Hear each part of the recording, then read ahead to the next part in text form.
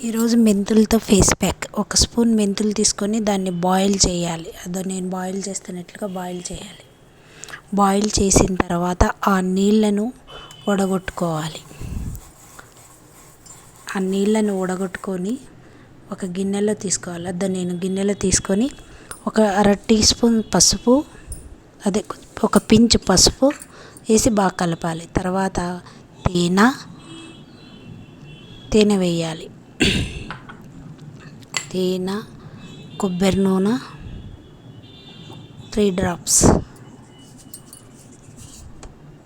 Rose water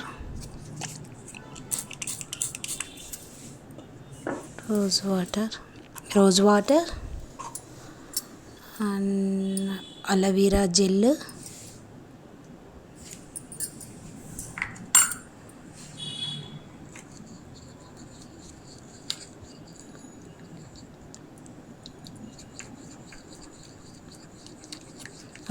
gel, బాగా వేసి కలపాలి.